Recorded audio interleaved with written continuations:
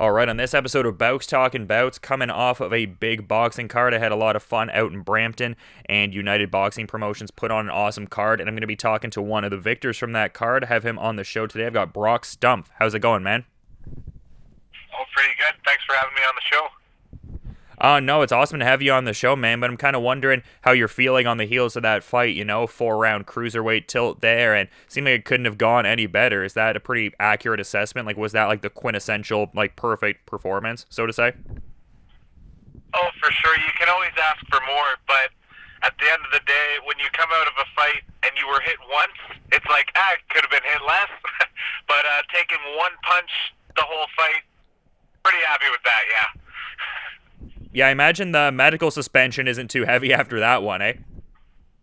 No, they still gave me 2 weeks because the one shot he did land, my eye swelled up pretty nice, but no cuts. It's fine now. It was nothing really.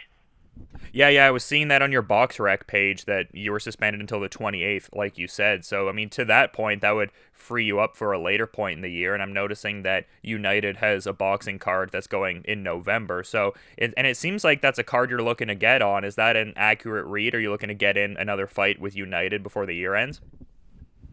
Oh, for sure. For sure. I'll be fighting on that card, yep. No, that's awesome. It seems like you're in a great position all around, and I mean the reception you got from the crowd too is something I was really noticing in a big way. I mean you've got a lot of supporters coming out to these fights, from what I can tell. Yeah, if you, I don't know, if you were looking around, it was sweet because my fans, they stuck out pretty well because we gave them a bunch of gray shirts. So everyone that came on the party bus from Allura was wearing this gray shirt. So at one point it was just like there's like the sea of gray shirts, and man, they had to be the loudest and the drunkest. It was awesome. I mean, they were definitely getting fired up for sure. Like, it seems like anything you were doing out there was you just getting like a huge reaction. And I mean, to be fair, you were doing a lot of great stuff out there, and it seemed like you were like making your opponent in a position where he was trying to be like a little more measured and trying to like avoid certain strikes and like try to get certain things going. But you really put that pace on him from the gate. Is that something that lends itself to a lot of your fights, just this ability to like get started right away? Because I know some fighters, there's that bit of like a feeling out process, like get comfortable in the ring, but you seemed just ready to go from the gate. What do you credit to, I guess, that readiness? So that readiness, I don't know, because it's funny how you say that. It's just like Brock, you're coming. How do you come out from the gates so strong? So like this. To be honest, that's my version of taking my time. That's me like going easy. I'm feeling them out, and then I guess I just get pretty comfortable pretty quick. With like I could tell this guy, boom, he's nice and seated. He just wants to counter punch me, so I'm like moving to my left, staying away from his left, and yeah, I just feel it out. In my opinion, I'm not trying to knock him out. I'm not trying to stop him.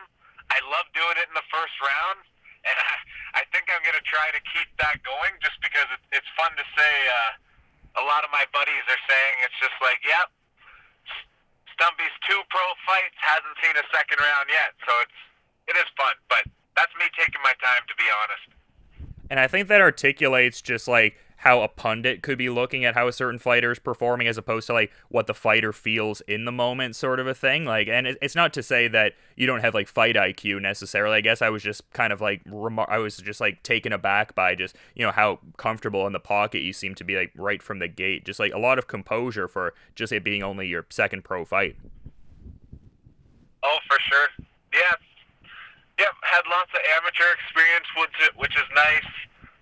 I've said in an interview before, just like it was almost a good thing how much I tortured myself over like worries and doubts that I did it to the point. So now I'm just like I'm so sick of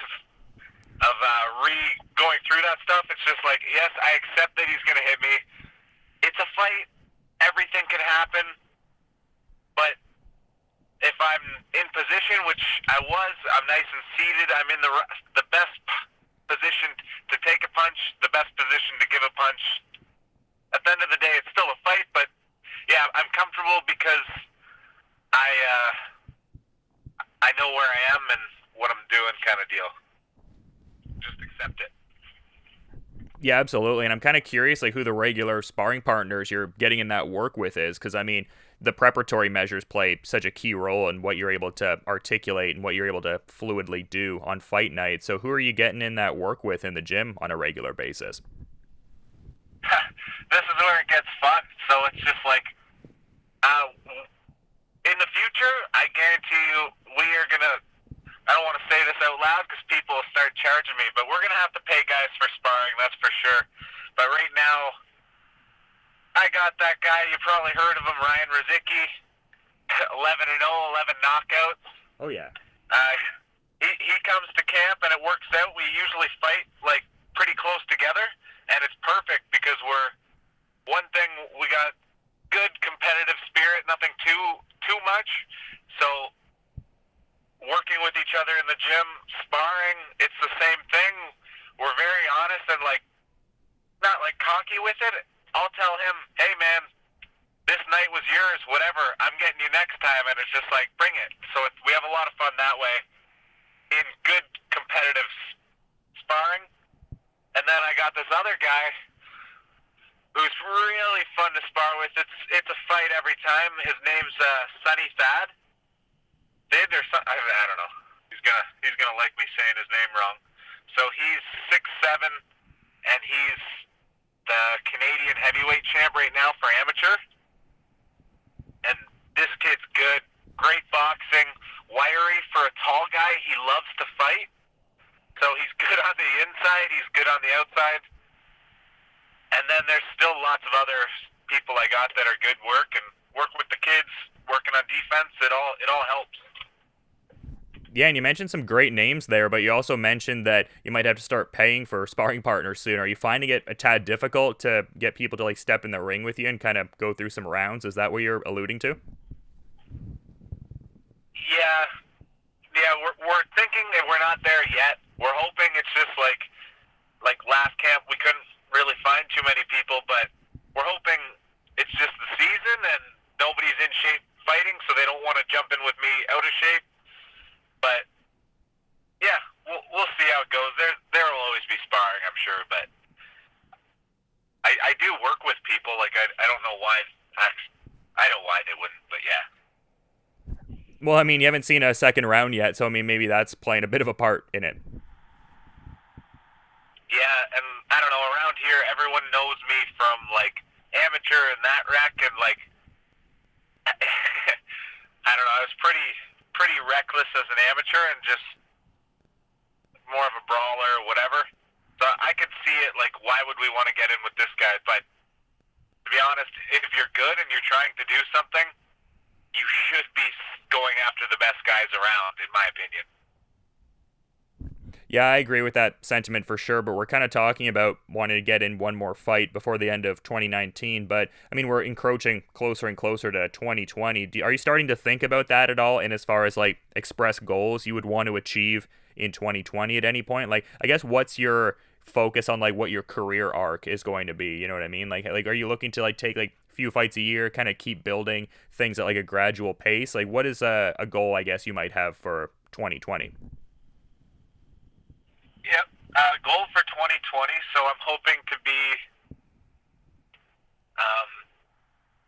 before it's over, 6-0, 6 KOs, maybe 6 first round knockouts. Knock on wood. Yeah. But we'll see. And then I'm hoping the 6th fight, we're shooting for a Canadian title right away. And like I said, I'm hoping. I'm not saying, oh, Brock said he was going to do this. So if everything lines up nice, that's what I'd love. Start that early, go from there. But I signed a contract with United, and they're giving me at least minimum 4 fights a year for the first 2 years, 3 the third, and then it gets less and less. But yeah, I'm in shape. Honestly, I wish I could fight more. Like, I love it, and I don't get out of shape. So if something comes up, I'll be ready for it, and I'm having a lot of fun. Yeah, absolutely, man. And I mean, with the cruiserweight division, and if you keep like, driving home some wins, especially wins like this emphatic, I think there could be, very much a lane to achieve that sort of goal whereby you can be contending for a cruiserweight championship within that timeline. So it's cool that you're kind of perceiving things in a similar way. Yeah, for sure. Would definitely be happy with that. And then I don't know, Alora, it's crazy. This town, like the first fight, it's like I'm almost clawing my eyes out. Like, oh, I want to make my promoter happy. You got to sell these tickets because it really you're just reinvesting into yourself. That he can pay for opponents. He can send me to Mexico to fight. Blah blah blah. But the second fight already, it's just like huge crowd turned out. We had one bus full, bunch of other people, and now like everybody wants shirts. So it's crazy to see how fast it's growing in that way, which will help a lot in the future. Yeah. I mean, I get what you're saying. Like, there's that, I guess, maybe nervousness ahead of the first fight, just because you're not familiar with what could potentially happen. But it's kind of fun to look back on in hindsight, just being concerned about being able to sell a certain amount of tickets when you had the kind of like raucous, supporters and crowd that was following you and everything. So it's good that things are panning out in that regard. Oh yeah, definitely. Everything's so positive. All the people around me, all the support, it all helps. And it's like the type of guy I am. Nothing, no matter what, will go to my head. Everything is just more motivation. I want to keep this going. I want to keep performing that well and see how far we can go and what we can do with this. It's a great mindset, man, and you've also been great with your time. I'm curious if there's anything you'd like to sort of add as a parting thought as we're wrapping up here, though. Just a little wrap-up thought. Probably just honestly say thanks to everybody. Don, my promoter at United Promotions. Stephen Bailey, my coach. He's got me from absolutely nowhere to here, and the potential's looking crazy. And then it's just like this town, man. This town behind me, I'm more motivated. I'm training harder. These guys, oh, they just make me laugh. The amount they're screaming, they're just having a good time, and I feed off that energy. Literally everything's so positive, and it's all helping me. I just want to work harder and keep this up. So, and thank you for taking the time. Yeah, no, I appreciate you giving me some insights, man. It was great to hear from you, especially after such an emphatic victory over Francis Garcia, the first round KO, and looking like a very promising cruiserweight prospect. And people should be checking out Brock Stumpf and keeping him on their radar. I appreciate all the time and insights, man. And, enjoy the rest of your day. I'll be keeping you on my radar for the November fight and sort of seeing what happens there. Hope to be ringside for that one, too. Awesome, man. Thanks a lot. Thanks for having me on the show.